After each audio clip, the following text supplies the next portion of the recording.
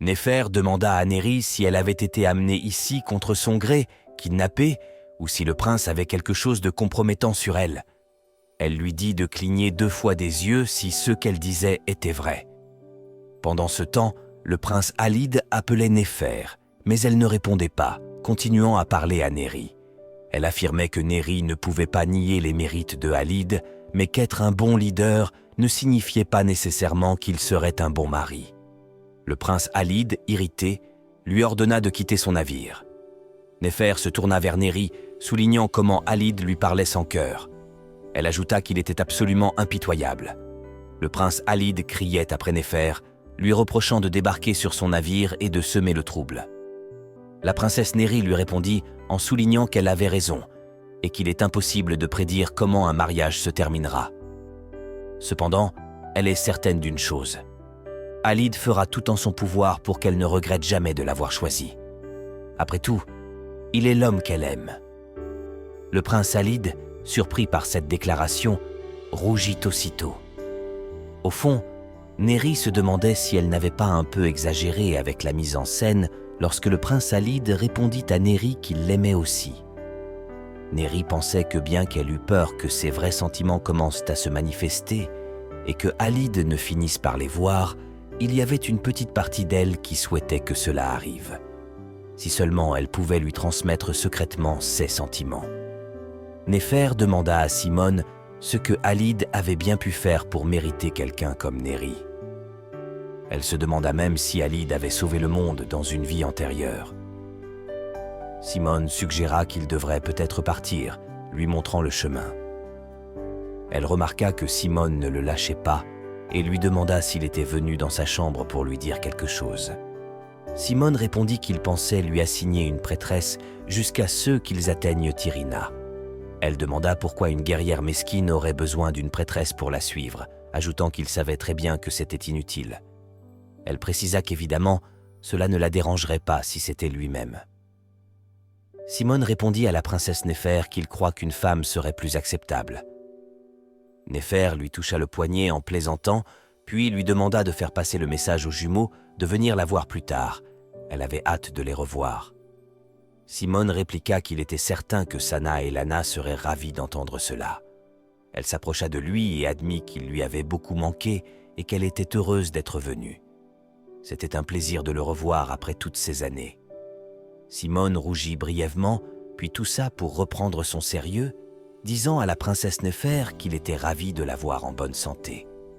Pensive, Néfer se demanda si Simone faisait semblant de ne pas remarquer ses avances. Simone, voyant l'inquiétude de la princesse Néfer, lui demanda si quelque chose n'allait pas. Elle répondit simplement qu'elle était contente qu'il soit là. Plus tard, pendant leur discussion, la princesse Néfer mentionna qu'il y a environ 3 semaines, elle avait reçu un message de son frère à Suarev, et il semblait que les choses à la frontière étaient un peu inhabituelles dernièrement. Simone voulut en savoir plus. Elle expliqua que le nombre d'attaques de mutants avait diminué.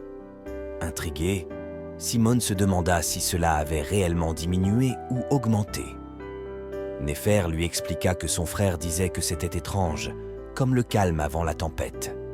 Elle ajouta que les gens qui ne savent pas ce qui se passe sont ravis et affirmèrent que la malédiction s'était affaiblie.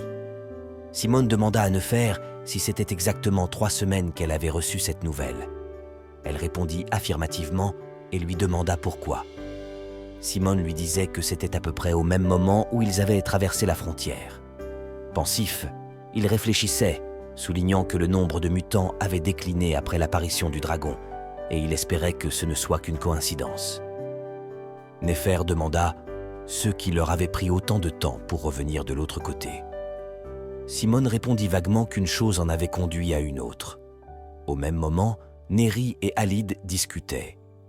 Alide disait à Néri qu'il n'était pas obligé de tout expliquer à Néfer. Néri lui rétorqua qu'il aurait pu inventer des faits, comme quand il avait élaboré l'histoire de leur rencontre. Elle lui disait que, par exemple, il aurait pu lui dire qu'ils étaient tombés amoureux, mais ce n'était pas possible. Néanmoins, il ne pouvait pas abandonner et, par un coup de chance miraculeux, ils avaient trouvé un moyen de faire fonctionner leur relation. Alide, surpris de son enthousiasme, lui dit quand même qu'il ne pense pas que Néfer aurait été convaincu par cela. Il lui disait que peut-être que s'il lui avait dit qu'il avait passé 2 ans à la chercher, elle l'aurait peut-être cru également. Néri demanda si c'était vraiment important ce que Néfer penserait et disait à Alide que c'était sa parole après tout. Le prince Alide lui disait qu'il sait, mais il préférerait juste ne pas en dire trop. Perdu dans ses pensées, Alide craignait que ses paroles ne contraignent quelqu'un comme elle, qui aspire à la liberté. Il avoua que c'était difficile pour lui d'être honnête envers elle, car il avait peur qu'elle ne s'enfuit quand elle découvrira qu'il était le seul à tenir la promesse qu'il s'était faite il y a 10 ans. Une promesse dont elle ne se souvenait même pas, mais il attendrait patiemment le jour où tous ses souvenirs reviendraient, tout comme les 2 années qu'il avait passées à Weldon. L'attente n'était rien comparée à la joie que sa présence lui apportait. Elle devait rester à ses côtés. C'était tout ce qu'il demandait. Revenant à lui, Alide enlaça Néri par la taille et lui assura qu'elle n'avait pas à s'inquiéter pour Néfer, que Simone s'occuperait de tout. Tout en caressant son visage, il lui disait qu'ils avaient d'autres choses sur lesquelles se concentrer. Timidement, elle mentionna qu'elle n'avait pas encore pris de bain, mais soudain, il l'embrassa tendrement et lui demanda de lui faire la promesse qu'elle ne se blesserait plus. Elle lui fit cette promesse et lui demanda s'il pouvait aller au lit. Le prince Alide la souleva délicatement et se dirigea vers le lit, lui assurant que tout ce qu'elle désirait serait sur ce navire, sauf la possibilité de le quitter. Il la déposa sur le lit, puis Néri lui demanda pourquoi elle devrait faire cela. Au fond d'elle, elle se demandait quelle raison aurait-elle de le quitter si elle l'aimait déjà. Alide caressa doucement ses courbes et lui demanda de lui dire qu'elle l'aimait seulement quand ils étaient seuls tous les deux. Il l'embrassa tendrement sur le cou et continua de la caresser passionnément. Néri se retrouva seule le lendemain et réalisa que ce n'était pas une simple coïncidence. Elle exprima son malaise à avoir des rêves troublants chaque fois qu'elle passait la nuit avec Alide. Elle se demandait si cela pouvait être lié à la synastrie qu'elle partageait avec lui, mais elle nota que ni Simone ni Zéphyr n'en avaient jamais parlé auparavant. Néri se demandait si elle devait peut-être en discuter avec Alide, ou peut-être que tout le monde savait quelque chose qu'elle ignorait. Néri fut prise de court par l'apparition soudaine de la princesse Néfer derrière elle, qui lui demanda ce qui la préoccupait. Avant même que Néri ne puisse demander comment Néfer était entrée, celle-ci s'était déjà excusée pour son intrusion, espérant qu'elle ne dérangeait pas. Néri, apercevant une corde, commença à questionner Néfer à son sujet, mais fut interrompu. Néfer, minimisant l'importance de la corde, supplia Néri de la cacher. Elle expliqua que ses serviteurs ne cessaient de la harceler avec leurs exigences. Imitant les prêtresses, elle se mit à radoter sur la façon dont elle lui ordonnait de coiffer ses cheveux, de porter des boucles d'oreilles et une robe spécifique. Néri se mit à rire, se disant à quel point Néfer possédait un esprit libre et rebelle. Néfer, marquant une pause, lui demanda ce qui la troublait. Voyant Néri hésiter, elle s'approcha avec un sourire et suggéra que peut-être Néri regrettait déjà ses fiançailles avec Alide. Elle offrit même son aide si elle souhaitait s'échapper. Intriguée, Néri lui demanda si elle n'était pas heureuse à l'idée de leur union. Néfer resta silencieuse un moment avant de répondre. Elle avoua qu'elle ne pouvait pas dire qu'elle appréciait la situation, ajoutant que voir son cousin Alide se comporter comme un enfant capricieux avec un désir insatiable était tout simplement répugnant, et se demanda qui pourrait vouloir voir un membre de sa famille ainsi. Elle changea ensuite de sujet, demandant à Néri si elle était au courant que la terre d'Irina était maudite. Intriguée par cette révélation, Néri réclama davantage d'explications. Néfer narrait qu'il y a quelque temps, les mutants avaient surgi un beau jour, comme par magie, semblant être le résultat d'un sort tombé du ciel. Elle expliquait que le territoire de Alide, Suarev, était le plus proche de la source de cette malédiction. Néfer racontait comment, il y a 10 ans, lorsque tout le royaume était en danger, c'était Alide qui les avait tous sauvés. Néri se souvenait que Simone lui avait mentionné cela, soulignant que c'était grâce aux exploits de Alide dans la défense de la frontière de Suarev qu'il était devenu le prince héritier. Néfer ajoutait que c'était grâce à cette victoire d'Alide que Irina avait pu renouer ses relations avec un empire voisin. Avant cela, Irina était complètement isolée. Néri s'enquit si Néfer faisait référence à l'empire Grendon avec son empereur puissant et son armée redoutable. Néfer acquiesça, affirmant qu'ils travaillaient désormais ensemble pour briser la malédiction. Elle souligna qu'Alid était devenu un héros pour tous, ayant sauvé le royaume à l'âge de seulement 17 ans. Pour beaucoup, il était devenu la lumière salvatrice. La princesse Néfer posa alors ses mains sur celles de Néri, lui assurant qu'elle ne devait pas s'inquiéter, car ce mariage serait parfait. Elle ajoutait avec confiance que, après tout, c'était elle que le destin avait choisi et que personne n'oserait défier cette union. Les deux femmes furent interrompues par les prêtresses, qui informèrent la princesse Néri qu'elles avaient tout préparé pour graver les runes. Néri s'excusa, puis demanda si elles étaient venues la chercher parce qu'elle était en retard. Elle expliqua qu'elle s'était tellement amusée à discuter avec la princesse Néfer qu'elle avait perdu la notion du temps. Elle dit à Néfer qu'elle devait partir et lui demanda de revenir la voir quand elle aurait le temps, puis elle s'en alla. Néfer se mit à rire, se demandant où Alid avait pu dénicher une telle perle. Plus tard dans la journée, Simone prenait son bain tout en chantant, ravi d'avoir enfin la salle de bain pour lui seul et de pouvoir enfin se reposer. Il fut surpris par la soudaine apparition du prince Alid. Simone lui demanda si quelque chose n'allait pas. Alid lui disait qu'il comprenait qu'il voulait profiter de sa pause, mais qu'il devait quand même lui parler. Il tira une chaise et s'assit, puis commença à expliquer que la prêtresse l'avait visité. Elle avait apporté une boîte contenant les colliers de la princesse, tous gravés de runes. Alid confirma s'il s'agissait bien des colliers de Néri. La prêtresse acquiesça, ajoutant que les runes étaient maintenant inscrites. Alid réfléchissait un instant, puis admit que les colliers étaient ainsi devenus des objets magiques appropriés. La prêtresse confirma qu'elle avait gravé celui du milieu et expliqua que la rune était destinée à contenir de la magie curative, étant donné qu'elle était une prêtresse de l'eau. Alid observa le collier de plus près et remarqua que la rune était petite mais remarquable. La prêtresse lui fit remarquer que cette rune ressemblait à celle gravée sur la baguette du saint sanctuaire. Ceci surprit Alid qui examina le collier attentivement, demandant à la prêtresse si elle insinuait qu'elle avait réussi à graver une rune que même les grands prêtres avaient du mal à fabriquer. La prêtresse s'inclina respectueusement devant le prince et expliqua qu'elle comprenait que ses propos semblaient absurdes, mais c'était la seule rune que la princesse avait touchée, ce qui pourrait expliquer pourquoi une gravure au-delà de ses compétences avait été réalisée.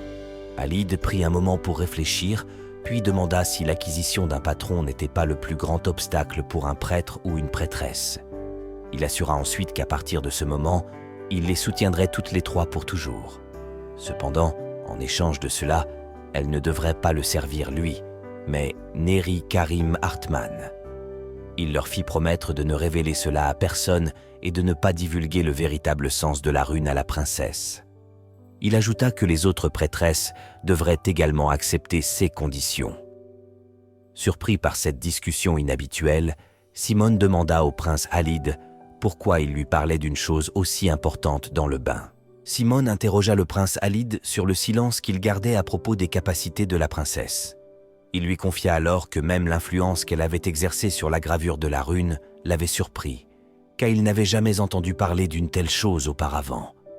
Intrigué, il lui demanda si cela concernait la rune gravée dans le sanctuaire sacré, puis s'il s'agissait de la rune de purification.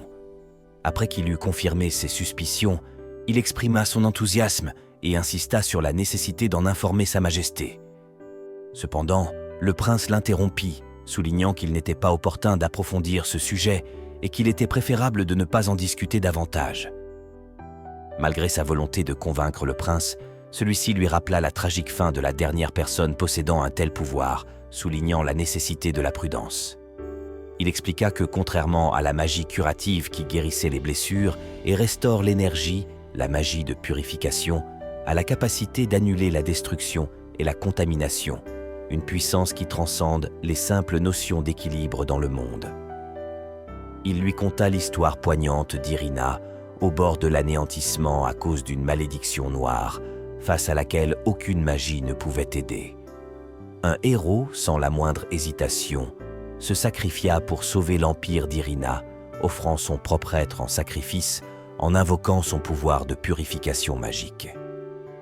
Mais un tel acte de dévouement envers son peuple eut un prix exorbitant. Simone, cependant, souligna que leur situation actuelle divergeait grandement, car l'impératrice Ramétis portait seule le fardeau de tout l'Empire. Même si la princesse ne pouvait que concevoir des artefacts magiques, cela représenterait une aide considérable et ne lui demanderait pas beaucoup d'énergie magique. Surpris, il se leva, interpellant le prince sur sa connaissance préexistante du pouvoir de purification de la princesse Néri. Le prince Alide répliqua en lui demandant s'il ne lui avait pas déjà suggéré de consacrer son esprit vif à d'autres tâches, peut-être envers une femme de son entourage qui semblait s'intéresser à lui. Irrité, Simone se plaignit, mais le prince, sortant de son bain, lui assura que ce n'était qu'une impression et qu'en tout cas, il n'avait pas l'intention de changer d'avis. Simone, perplexe, lui demanda ce qu'elle avait fait pour lui faire réaliser cela, et, plus important encore, comment il avait pu garder un secret si crucial pour l'Empire jusqu'à présent. Le prince Alide l'appela par son nom, puis il lui demanda s'il servait son Altesse ou la famille impériale. Simone, cherchant des réponses, lui demanda au moins de lui indiquer quand la princesse commencerait à manifester des signes de ce pouvoir. Il répondit sèchement qu'il était inutile de poser de telles questions, sachant qu'elle ne se souvenait pas. Cependant, le prince se remémora leur précédente conversation où il évoquait leur première rencontre, lui demandant si elle avait réellement oublié qui il était, ou si elle feignait l'ignorance. Elle riposta, lui demandant s'il était présent à l'époque et comment il avait su qu'elle était la personne en question. Il expliqua qu'il n'avait pu oublier le bruit de la pluie et le murmure de la rivière, ainsi que sa voix, précisant qu'il n'avait rien oublié de cette journée. Néri, d'un ton moqueur, réagit en soulignant sa capacité incroyable de se rappeler du passé. Elle plaisanta, lui demandant si elle était bien habillée à l'époque, tandis qu'elle tentait également de se remémorer la scène, mentionnant que Brianna était le nom du personnage qu'elle incarnait. Le prince Alide rectifia en précisant que cela remontait à une période antérieure, bien avant. Elle se demanda alors si cela faisait référence au moment où elle avait dû sauter d'un pont pour échapper à un noble brutal il y a 7 ans de cela. Alide, curieux, lui demanda combien de fois elle avait sauté d'un pont alors qu'elle se rapprochait de lui, l'interpellant par son prénom et lui demandant comment elle pouvait le croire s'il refusait de fournir plus de détails.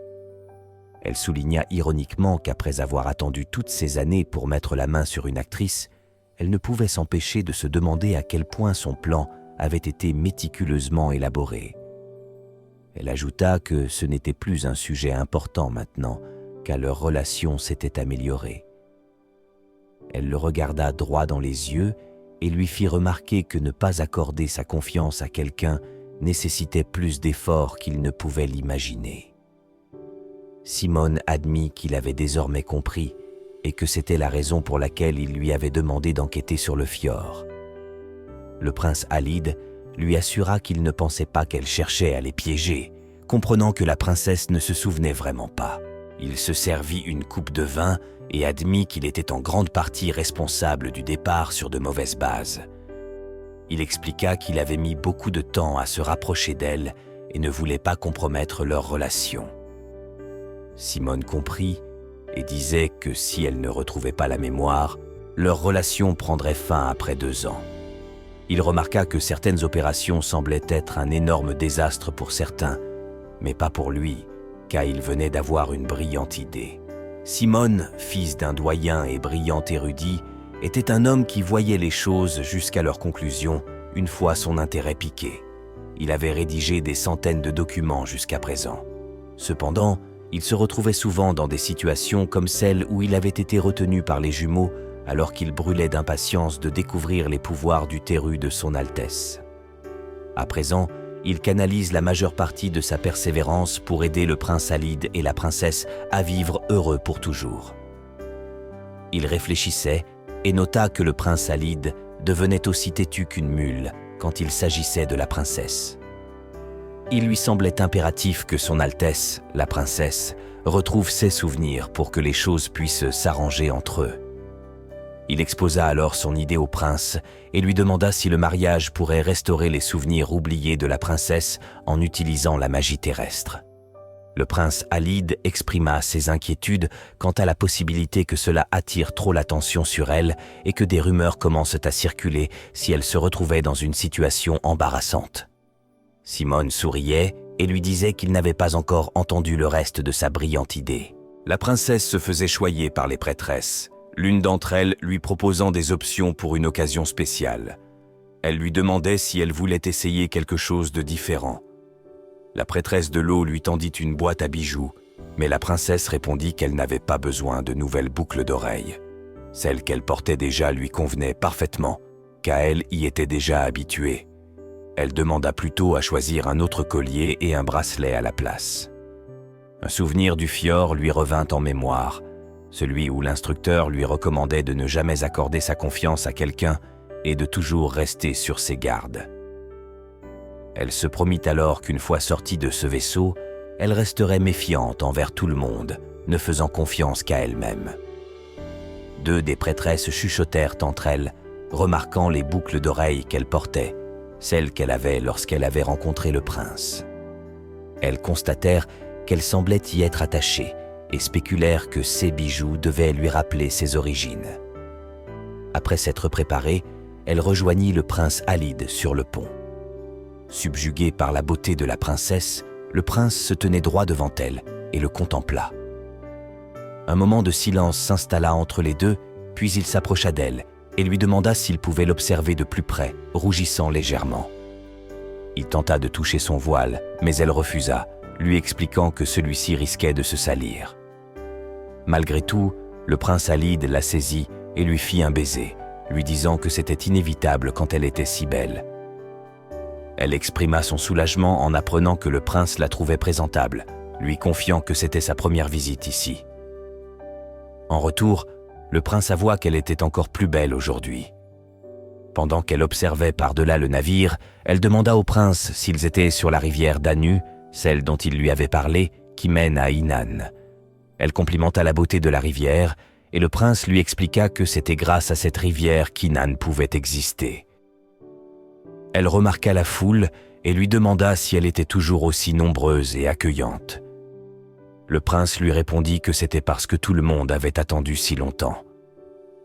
Intriguée, elle voulut savoir pourquoi tout le monde attendait, et le prince lui révéla que c'était pour elle, qu'ils avaient tant attendu de la retrouver. Elle fixa Alide dans les yeux et lui promit de faire de son mieux pour ne pas les décevoir. Puis, elle questionna le prince sur le temps qu'il faudrait encore pour atteindre la rive, ne voyant aucun endroit pour amarrer le navire. À ce moment, la princesse Néfer apparut derrière eux et leur expliqua qu'ils ne s'amarreraient nulle part. Surpris, elle leur demanda comment ils allaient débarquer, ce à quoi le prince Alide et la princesse Néfer se mirent à rire. Elle était perplexe, ne comprenant pas pourquoi ils riaient. Le prince Alide donna l'ordre de replier les voiles alors qu'ils étaient encore en pleine mer. Elle s'exclama sur leur situation, soulignant qu'ils étaient toujours en haute mer. La princesse Néfer la rassura en lui affirmant qu'elle n'avait rien à craindre. Soudain, tout l'équipage fit la révérence et les prêtresses se mirent à chanter, créant une ambiance magique à bord. Avec le retour du divin radeau d'or, les portes du canal principal s'ouvrirent, laissant les eaux déborder, comme si leur traversée était en parfaite harmonie avec le vent et les vagues. Le navire, ses voiles enroulées, commença à avancer vers la rive. Neri Karim Hartmann, une femme mystérieuse née dans un pays où la magie avait depuis longtemps disparu, était pourtant dotée de dons magiques et des yeux d'améthyste. Son aura avait même attiré l'attention du puissant dragon. Elle arriva sur un bateau d'or à l'horizon, comme si elle avait réussi à trouver son chemin jusqu'au prince héritier, qui depuis longtemps n'avait permis à aucune femme de se tenir à ses côtés. Peut-il exister une histoire plus romantique que celle-ci? Neri était convaincue qu'elle pouvait le faire. Le prince Alide lui tendit la main et lui demanda de fermer les yeux et de compter jusqu'à 7. Avec douceur, il la soulève et leurs regards se rencontrèrent. exprimant l'attirance mutuelle qui les unit. Elle décida de fermer les yeux, consciente que cet homme deviendrait son mari, le prochain empereur de ce royaume. Elle commença à compter, répétant mentalement qu'elle serait sa femme. Même si elle l'aimait, elle ne pouvait pas se laisser aller. Elle continua de compter jusqu'à un certain point, puis ouvrit les yeux et réalisa qu'elle flottait dans les airs avec le prince. Toujours dans les bras du prince Alide, il leur rappela qui il était. Alide Sirim Hartmann, prince héritier d'Irina. Il proclama solennellement dans la cité impériale qu'il était revenu avec une mariée magnifique avec qui il promettait de passer le reste de sa vie. Ainsi, ils atterrirent tous les deux devant la salle du palais. La princesse, surprise, observait autour d'elle et commençait à se poser des questions. Elle se rendit compte qu'ils étaient au palais impérial d'Irina, ce qui signifiait qu'ils étaient venus rendre visite à l'empereur Senet Sirim Hartmann et à l'impératrice Karim Hartmann, ainsi qu'à la famille de Alide. Le prince Alide, avec la princesse accrochée à son bras, fit son entrée. Il annonça qu'il était revenu après avoir exécuté l'ordre de Sa Majesté. Il avait livré la moitié des pierres précieuses provenant de l'autre côté au port de Kazekh. Il fut interrompu par l'empereur qui lui exprima son espoir qu'il avait pris les choses en main, mais ensuite l'interrogea, lui demandant s'il y avait autre chose qu'il devrait leur dire. Alide regarda la princesse, puis passant sa main autour de sa taille pour la rapprocher de lui et lui fit un baiser. L'empereur et l'impératrice furent surpris par son geste. Il leur demanda ensuite la permission de leur présenter Neri Karim Hartmann, la femme qui allait devenir son épouse. La princesse Neri, blottie contre le prince Alide, fut surprise quand quelqu'un dans l'assemblée interpella Sa Majesté, affirmant qu'il devait se hâter pour les préparatifs du mariage du prince héritier. Il exprima sa tristesse que le prince soit revenu avec une fiancée sans même un mot. Il gronda le prince Alide, déclarant qu'avec la situation actuelle, le mariage devait être organisé immédiatement, voire dès le lendemain. Il s'agissait de Cyrus, le grand prêtre du feu. Kashim El-Saka, le père de Simone et doyen, intervint en disant qu'il n'y avait pas besoin de se précipiter et que le prêtre devait d'abord déterminer une date propice. Un autre homme suggéra qu'une annonce officielle pouvait être faite dès qu'une date serait fixée. La princesse se demandait pourquoi tout le monde était si pressé, il venait à peine d'arriver. L'assemblée commença à s'agiter, discutant du mariage imminent du prince l'héritier. Neri, surprise, lui demanda pourquoi tout le monde était dans un tel état, alors Alide l'attira vers lui et lui murmura à l'oreille que c'était parce qu'il était généralement très réservé. Le grand prêtre du feu et le doyen observaient le prince et sa princesse de loin. Le grand prêtre se demandait si ses yeux le trompaient et affirmait qu'il devait convoquer immédiatement le conseil. Le doyen ordonna immédiatement d'ignorer le message et de faire venir le grand prêtre de l'eau sans délai. Pendant ce temps, le prince Alide souriait à sa princesse et lui assurait qu'elle ne devait jamais douter de sa pureté. Neri se souvenait de leur nuit passée ensemble et rougissait. Elle se demandait si peut-être ces personnes ne connaissaient pas le vrai Alide. Soudain, l'impératrice se leva de son siège et s'approcha de Alide et de Neri. Elle prononça le prénom de Neri et lui disait qu'elle avait donc été nommée d'après la déesse de la mer. Neri remarqua une tension dans l'air entre Alide et l'impératrice, se demandant si c'était elle ou s'ils n'étaient pas en bons termes. L'impératrice se tenait devant le prince Alide sans rien dire, puis se tourna de nouveau vers Neri et lui expliqua que la déesse de la mer était également connue sous le nom d'Ondine dans le nord et de Derketo dans le sud. Elle lui caressa la joue et lui disait qu'elle espérait que sa fin ne serait pas similaire à celle de ses homonymes. Neri se demanda ce qu'elle voulait dire par là.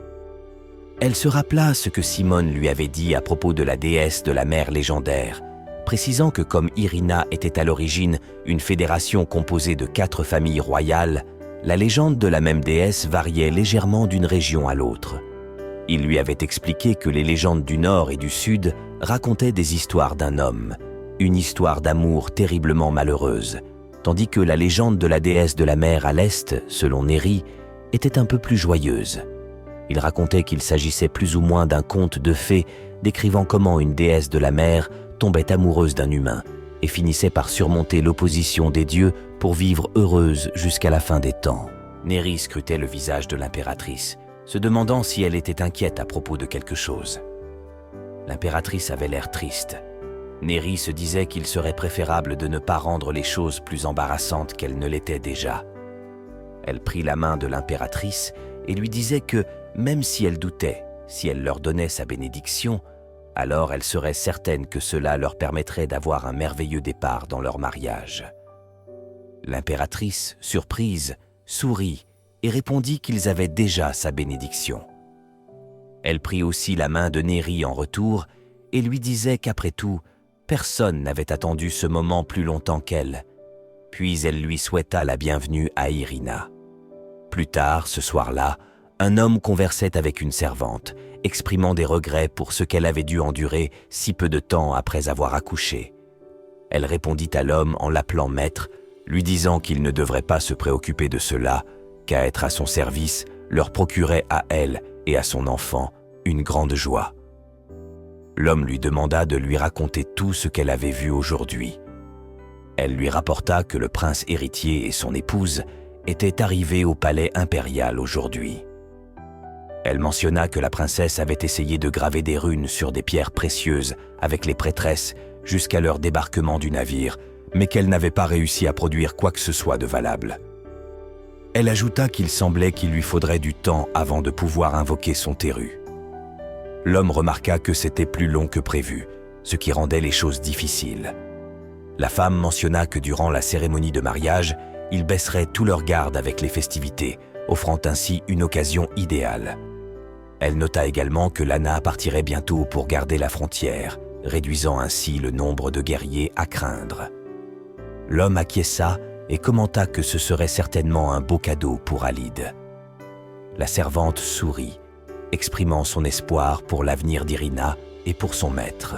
La princesse Néri embarquait pour une balade en bateau en compagnie de Sana, sa garde du corps, et de la princesse Néfer. Cette dernière complimentait Néri sur son caractère extraordinaire, exprimant son admiration pour la facilité avec laquelle elle avait géré la situation avec Lana. Néri esquissait un sourire, se remémorant leur récente conversation. Lana s'était agenouillée devant elle, en larmes, lui exprimant ses regrets pour son départ avant la cérémonie de mariage. Elle implorait le pardon de Néri, se sentant honteuse de son choix. Néri tentait de la réconforter, lui assurant qu'elle n'avait pas à s'excuser, mais qu'elle devait simplement accomplir son devoir en tant que chef des forces de défense de Suarev. Elle lui demandait de se lever et exprimait son désir que Lana lui fasse une promesse, comme le ferait un chevalier.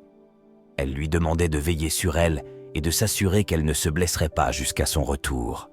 Lana promettait alors à Néri de revenir saine et sauve.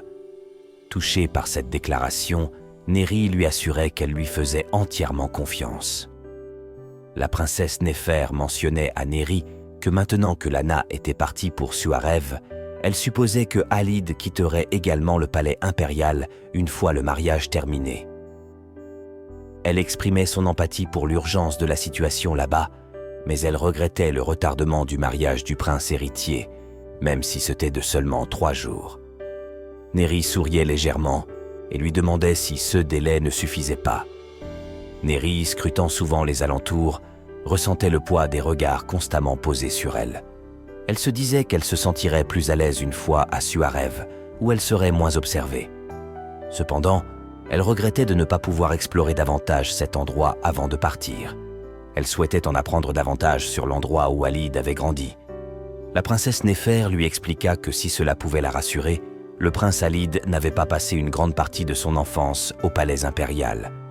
Bien qu'il soit né là-bas, ses pouvoirs étaient trop instables pour son jeune âge, et il passait donc la plupart de son temps confiné dans le sanctuaire d'eau. Néri, curieuse, lui demanda ce qu'elle entendait par instable. Néfer lui expliqua qu'il était né avec des pouvoirs magiques extrêmement puissants, au point que cela avait failli le submerger. Elle mentionna le rôle crucial joué par la défunte impératrice pour l'aider à maîtriser ses pouvoirs, lui permettant ainsi de contrôler cette immense vague de magie qui le traversait. Néfer continua en expliquant que malgré les nombreux dispositifs de suppression de la magie qu'il portait par précaution, Alide débordait toujours de mana. Elle avoua même trouver cela exaspérant, tant il était incroyable. La princesse souriait, exprimant sa joie de savoir qu'il se portait bien maintenant, se demandant si cela avait un lien avec elle. C'est alors que Néfer attira son attention sur l'endroit où Alide avait grandi et où se déroulerait la cérémonie de leur mariage, le sanctuaire d'eau. Elle demanda à Néri si elle ne trouvait pas cela magnifique, expliquant que l'art des lieux racontait l'histoire des origines d'Irina jusqu'à la création du sanctuaire, une relique qui ne pouvait être vue qu'ici. Néri répondit que Simone lui en avait déjà parlé, mais voir l'endroit en personne était encore plus impressionnant. Soudain, un souvenir d'enfance surgit dans l'esprit de Néri, une conversation avec un autre enfant qui lui avait demandé de l'attendre. C'était le prince Alide. Déconcertée, elle se toucha la tête, se demandant si c'était une illusion ou un rêve, et pourquoi il était là. Sana et la princesse Néfer, inquiètes, lui demandèrent si elle allait bien. Soudain, elle entendit son nom. Elle leva la tête et vit Alide qui l'attendait pour l'accueillir. Un éclair de mémoire la traversa alors, celui où Alide lui demandait si elle se souvenait vraiment de lui ou si elle faisait semblant. Cette question lui avait été posée maintes fois, et à chaque fois, elle était prise au dépourvu pour y répondre. Elle se rappela de leur discussion, de sa demande de plus de détails, de sa méfiance envers lui, se demandant à quel point son plan était méticuleux après toutes ces années à attendre une actrice. Elle se souvint lui avoir dit que la confiance demandait plus de travail qu'on ne le pensait, mais maintenant elle était obligée de tout remettre en question. D'autres souvenirs affluèrent alors qu'elle posait les pieds à terre et se tenait face à lui. Soudainement submergée par l'émotion, elle fondit en larmes, persuadée de ses propres souvenirs. Les larmes coulaient, tandis qu'elle se demandait pourquoi il était là. Puis, l'instant d'après, elle s'évanouit, mais fut rattrapée par Sana qui accourut à son secours.